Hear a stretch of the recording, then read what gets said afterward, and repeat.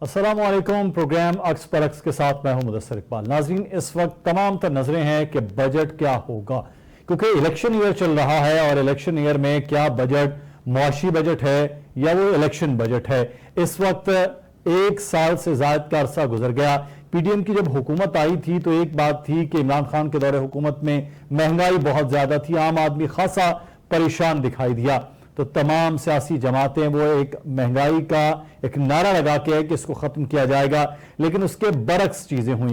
ये कहा गया हुकूमत की जानिब से कि बहुत से मसाइल हैं जो इमरान खान के दौरे हुकूमत में रहे और अब हमें भुगतना पड़ रहा है। लेकिन सूरत हाल ये है कि IMF के साथ जो जायजा मुज़ाकरात थे, बातचीत थी, उसको भी अब वहीं अधूरा रोक दिया गया है कि अब अगला जो फिस्कल ईयर होगा उसमें नए मुज़ाकरात के लिए बात होगी। तो क्या IMF के बगैर जब जाएंगे तो सिचुएशन क्या होगी? जब नए अगर मुज़ाकरात होंगे तो 12 अगस्त को तो आईनी तौर पर यह हुकूमत खत्म हो जाएगी, तो अगले आने वाली हुकूमत यानी कि निगरां हुकूमत बात करेगी। क्या होगा, इस पर भी बात होगी। और इस वक्त सरमायाकार खासे मोहतात भी नजर आ रहे हैं सरमायाकारी के हवाले से, और परेशान भी दिखाई दिए आम आदमी की तरह कि चीजें किस तरफ जाएंगी। क्या वाकई किसी बेहतरी की उम्मीद है, जिसकी बात कल वजीर खजाना भी बात कर रहे थे कि डिफॉल्ट नहीं होगा, हमारे पास असासे भी हैं। ये भी एक अलार्मिंग सिचुएशन से हम बात करेंगे। इस वक्त हमारे साथ मौजूद हैं अहमद चुनाय साहब, डायरेक्टर हैं इस वक्त पाकिस्तान स्टॉक एक्सचेंज में, बेसिकली इकोनॉमिस्ट भी हैं। मैं अहमद चुनाय साहब शुक्रिया अदा करूंगा आपके वक्त का। सर, सादा सा एक सवाल है कि जो वजीर खजाना कह चुके कि हम डिफॉल्ट नहीं करेंगे, ठीक हो गया, लेकिन जो सिचुएशन में IMF के साथ हम पीछे आ गए हैं। IMF हमें पूरा एक साल से बात नहीं कर पा रहा था। अब ये जो फिस्कल ईयर है, ये जो बजट ईयर है, इसमें सिचुएशन क्या होती नजर आ रही है? बिस्मिल्लाहिर्रहमानिर्रहीम। बहुत बहुत शुक्रिया। देखिए, वज़ीर खजाना साहब के ये कहना कि जी हम डिफॉल्ट नहीं करेंगे, मैं इससे शायद 100% एग्री करता हूँ। लेकिन साथ साथ ये बात कि जी हमारे पास असासे बहुत सारे हैं, तो आइडियली कभी ऐसा नहीं होता कि असासे बेच बेच के जो है ना हम खाते हैं अपने। आइडियली होता है कि असासे जो है वो अपनी जगह पे इंटैक्ट रहते हैं और रेवेन्यू के और सोर्सेज जो है वो जनरेट करने होते हैं। इस वक्त बजट के जो आदाद शुमार आ रहे हैं उसमें तकरीबन 13,500 अरब का जो है वो हम जो है वो एक स्प्रेड आउट कर रहे हैं, और उसमें 13,500 में 7,890 जो है वो हमारी डेट रीपेमेंट है। तो ये डेट रीपेमेंट के बाद हमारे पास 5-5,500 बचते हैं कि जो हम लोगों पे खर्च करेंगे, हुकूमत में हुकूमत के इंफ्रास्ट्रक्चर पे खर्च होगा, हुकूमत की सैलरीज पे खर्च होगा, डिफेंस बजट पे खर्च होगा और जगहों पे खर्च होगा। तो इस वक्त की पोजीशन कोई बहुत हौसला अफजा नहीं है, लेकिन मैं फिर ये कहता हूँ कि अंडर द गिवन सर्कमस्टांसेस जो पोजीशन नजर आ रही है उसमें हमारी सर्वाइवल में कोई डाउट नहीं है कि इंशाल्लाह हम सर्वाइव कर जाएंगे। अब इस पे मैं समझता हूँ कि कौम को किसी भी कुर्बानी के लिए तैयार रहना है। अगर हायर इनकम टैक्स स्लैब पे ज्यादा टैक्स लगता है तो वो भी बर्दाश्त करना है। अगर वो एवेन्यूज जिन पे टैक्स नहीं लगा हुआ उस पर अगर टैक्स लगाया जाता है तो मैं समझता हूँ कि वो भी एक सबसे बड़ी प्रूडेंट पॉलिसी है कि जो ऑलरेडी टैक्स है उनको ज्यादा टैक्स ना करें और नए टैक्स पेयर्स पैदा करें। इस पूरे मैं समझता हूँ सिनारियो में कोई 4-5-4-4.5 मिलियन टैक्स पेयर्स का होना जो है वो मैं समझता हूँ कि काफी नहीं है, और हमें इस फिगर्स को जो है वो मल्टीप्लाई करना है अब 10 टाइम।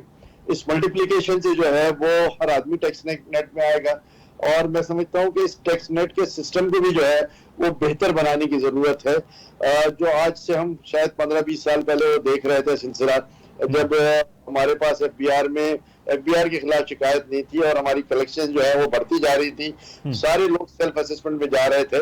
तो मैं समझता हूँ कि उसी किस्म की कोई प्रूडेंट पॉलिसी हो जिसकी बुनियाद पर लोग वॉलंटरीली टैक्स दें और उनको फिर परेशान और हरासा ना किया जाए। अच्छा, अभी भी अहमद चुनाय साहब, अगर हम बात करें कि इस जो ईयर खत्म हो रहा है इसमें एक्सपोर्ट के आदाफ थे वो हम पूरे नहीं कर पाए, रेमिटेंस थे वो हम पूरे नहीं कर पाए, FPR के कलेक्शन का मामला था वो भी हम पूरा नहीं कर पाए। हालांकि टैक्सेस की शरह का भी इजाफा हुआ डॉलर की कीमत के हवाले से, सारी चीजें।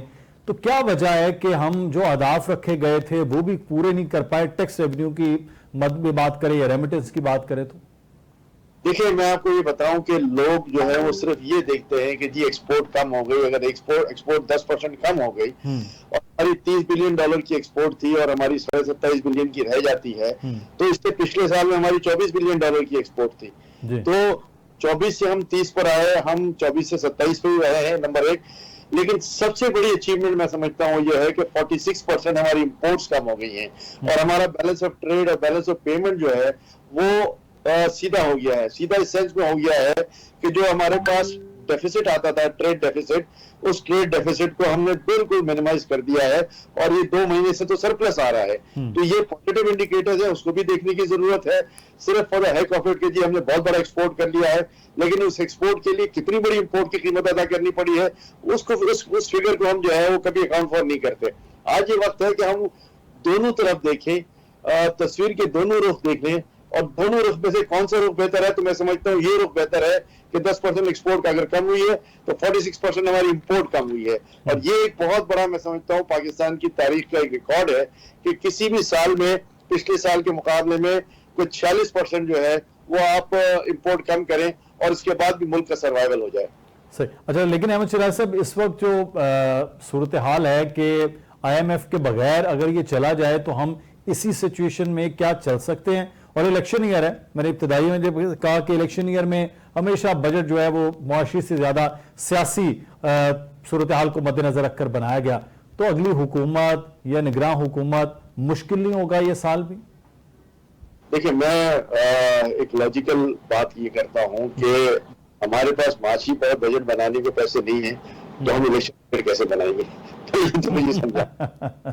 तो वी आर नॉट चूजर्स, ठीक है।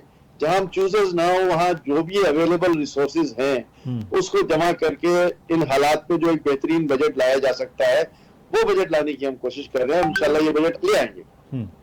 अच्छा, तो IMF का जो मैं बात कर रहा था कि IMF के बगैर अब चला जा सकता है कब तक, और ये जो IMF नहीं हमें कर रहा था इतना अरसा, क्या वजूहात इसकी रही हैं?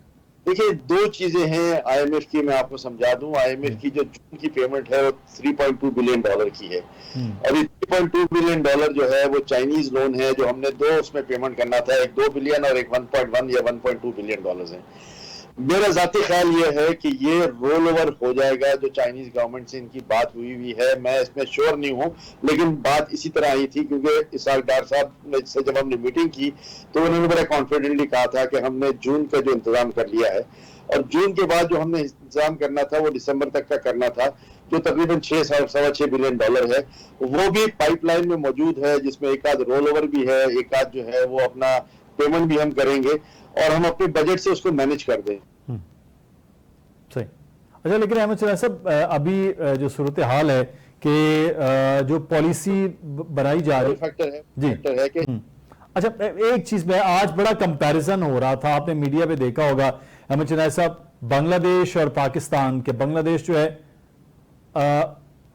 नाज़रीन, एक जो चीज और है वो है कि 1971 में बांग्लादेश की का आज़ाद होना और उसके बाद जो है पाकिस्तान का, अब बांग्लादेश बन गया और उसके बाद आज 2023 में हम खड़े हैं। तो आज कंपैरिजन ये किया जा रहा है कि बांग्लादेश आज अपनी एक्सपोर्ट को, अपनी इकोनॉमी को, अपने बजट को और अपने मुल्क को कहां लेके, और हम लोग इतने सालों में कहां खड़े हुए हैं। बहरहाल ये एक सिचुएशन अहम है कि इस सारे अमल में किस तरह से आगे बढ़ा जा सकता है पाकिस्तान में।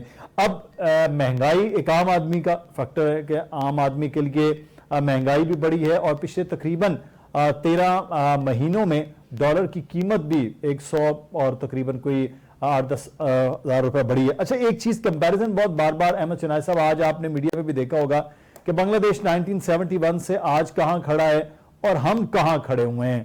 तो एक खिता एक है, मुल्क एक रहा, लोग एक ही जगह पर, हमारी इकोनॉमी यहां पर है, बांग्लादेश वहां पर पहुंच गई। ये बहुत कंपैरिजन हो रहा है, क्या वजह है? पॉलिसी हमारी ठीक नहीं होती वहां तो। अब वहां तो 2041 के लिए भी पॉलिसी उन्होंने अनाउंस कर दी है, हम आते हैं, हुकूमत आई, बदली, पॉलिसी बदल गई, चीजें बदल गई। क्या वजूहात है यहाँ रुकावट की? देखिए, सबसे बड़ी बात इकोनॉमिक स्टेबिलिटी की जब आती है, जब पॉलिटिकल स्टेबिलिटी होती है। अनफॉर्चुनेटली हमारी जो सक्सेसिव गवर्नमेंट्स आती गई हैं उसमें किसी गवर्नमेंट ने अपने टेन्योर्स पूरे नहीं किए और उस टेन्योर की पूरे ना करने की वजह से वो कंसिस्टेंसी जो है वो खत्म हो जाती है। फिर दूसरी ये बात है कि जो भी गवर्नमेंट आती है उसका बेसिक मकसद यही होता है कि जी आवाम को रिलीफ दे दे। अब आवाम को रिलीफ देने में जो सब्सिडीज दी जाती हैं वो मैं समझता हूँ सबसे बड़ी इम्पेडिमेंट्स है हमारे पास। हमारे पास आज भी जो है वो फर्टिलाइजर पे सब्सिडी है, आज भी जो है वो और जगहों पे सब्सिडी चल रही है। मैं समझता हूँ कि कमिंग बजट में ये सारी सब्सिडीज खत्म हो जाए। कभी किसी दुकान में ये काम नहीं हो सकता कि 10 रुपए की चीज आ रही है और 7 रुपए की और 6 रुपए की और 5 रुपए की बेची जाए। वो दुकान जो है, वो बिजनेस जो है, वो कारोबार जो है वो फेल हो जाता है। मैंने बड़ी सादी अल्फाज में समझा दिया। तो आज अगर बिजली जो है वो 50 रुपए की पड़ रही है और हम कहते हैं जी 40 रुपए की हमें बेचेंगे, तो वो 10 रुपए की सब्सिडी जो है वो उस ऑफिस को, उस इंडस्ट्री को, उस दुकान को जो है वो तबाह बर्बाद कर देगी। एक टाइम आएगा। तो हमारी जो तबाही बर्बादी है वो सिर्फ और सिर्फ सब्सिडीज की वजह से रही है। हम सब्सिडीज को देना बंद कर दें, हम एक्चुअल लेवल प्लेइंग फील्ड पे सबको लेकर आ जाएं और दुनिया से compete करने की बात करें उस इलेक्ट्रिसिटी चार्जेस के साथ, उस गैस चार्जेस के साथ, उस बेसिक इंफ्रास्ट्रक्चर कॉस्ट के साथ। हमने हमेशा बैसाखियों पे चलना सीखा है। आज वो वक्त आ गया है कि हम ये बैसाखियां उतार दें। हमारी जो एक्चुअल कॉस्ट आती है उसमें हम इकोनॉमीज ऑफ स्केल्स की बात करें, हमारी कॉस्ट को जो है वो हम मिनिमाइज करने की बात करें, दूसरे तरीकों से गवर्नमेंट से सब्सिडी लेकर नहीं, और इसके बाद जो है वो हम इंटरनेशनल मार्केट में कम्पीट करें। आज अगर हम इंटरनेशनल मार्केट में कम्पीट कर रहे हैं सब्सिडी लेकर, तो मैं समझता हूँ कारोबारी लोग जो है वो कोई बड़ा कारनामा सर अंजाम नहीं दे रहे, बल्कि मुल्क को और तबाही की तरफ ढकेल रहे हैं। लेकिन अहमद शनाई साहब, अगर हम इसको कॉस्ट अगर बराबर नहीं कर पाया, अगर हमारे पास कॉस्ट ही ज्यादा हो, तो फिर हम इंटरनेशनल मार्केट पे कैसे जा सकते हैं कि बांग्लादेश में एक चीज बन रही है, उसकी कॉस्ट जो है वो 2 रुपए है, तो हम अगर वहां 3 रुपए में यहाँ पर करेंगे तो कैसे हम कम्पीट कैसे कर पाएंगे फिर? देखिए, आपकी बात बजा है, लेकिन हमारे पास दूसरे जराए हैं। हमारी इनपुट कॉस्ट जो है उसको हम रैशनलाइज कर सकते हैं। मैंने आपको बात की कि इकोनॉमीज ऑफ स्केल्स की बात करें, बड़ी फैक्ट्रीज चलें जहां पर लाइन प्रोडक्शन हो, चेन प्रोडक्शन हो, और हमारी कॉस्ट को मिनिमाइज करके हम बेचें। वरना मैं समझता हूँ हमें कोई फायदा नहीं है। देखिए, मैं टेक्सटाइल की एक्सपोर्ट की पर्टिकुलरली बात करता हूँ कि लास्ट ईयर $30 बिलियन की टेक्सटाइल की एक्सपोर्ट थी, तो शायद उसके इनपुट के लिए हमें $14-15 बिलियन खर्च करने पड़े थे। तो हम ये भी देख लें कि हमें क्या चीजें या क्या चीज जो है वो हमें फायदा दे जा सकती है, किस चीज से मैक्सिमम रेवेन्यू जनरेट होता है। एक्सपोर्ट करके हम कोई बहुत बड़ा, मैं समझता हूँ कि कारनामा सर अंजाम नहीं देते। उससे तो शायद हमारी लोकल मार्केट जो है वो बेहतर परफॉर्म कर जाती है। तो यहाँ पर एक सबसे अच्छी बेहतर चीज जो हुई है वो ये हुई है कि B2B ट्रेड अलाउ हुआ है 4 कंट्रीज के साथ, और मैं समझता हूँ कि ये पाकिस्तान की हिस्ट्री में एक बड़ा पैराडाइम शिफ्ट आ जाएगा। उससे न सिर्फ हमारी रेवेन्यूज बढ़ेंगे, बल्कि हमारी इंपोर्ट में जो रेवेन्यूज खर्च होते थे तेल की दरामद पर और उसके बाद पाम ऑयल वगैरह पे, वो हम मिनिमाइज कर जाएंगे। तो आज आप सब इतना आसान होगा ये बार्टर सिस्टम की ट्रेड जो है वो, क्योंकि हमारे तो बड़ी ट्रेड जो है इन ममालिक के साथ उतनी नहीं है। देखिए, वक्त के साथ साथ हम आदी हो जाएंगे। हमारे राइट और लेफ्ट दुनिया की 1/3 मौजूद है। बिल्कुल, हमें वहां की रिक्वायरमेंट के हिसाब से अपना माल बनाना है।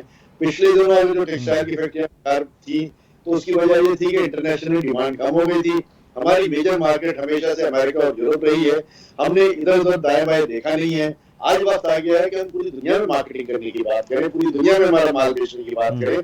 आज अगर कोई शर्ट जो है वो फ्रांस में बनती है, तो वही शर्ट पाकिस्तान में भी बन सकती है। हमारे पास भी लेटेस्ट मशीनरी है, तो क्यों ना हम अपनी टेक्नोलॉजी से फायदा उठाएं और इन मार्केट्स को एक्सप्लोर करने की बात करें, ना कि सिर्फ अमेरिका पे या यूरोप पे हम रिलाई करें। ये बड़ा एक इंपॉर्टेंट बात है कि हम मार्केट भी नहीं ढूंढनी है और उस पर काम भी करना है। बहुत शुक्रिया, अहमद शनाई साहब हमारे साथ मौजूद थे, पाकिस्तान स्टॉक एक्सचेंज के डायरेक्टर। और अब देखना यह है कि हुकूमत इस जानिब कैसे तवज्जो देगी और अगली आने वाली हुकूमत के लिए क्या चैलेंजेस होंगे। हमें यहाँ पर एक ब्रेक लेना है, ब्रेक के बाद वापस आएंगे, फिर मजीद बात होगी कुछ सियासी मामलात के हवाले से।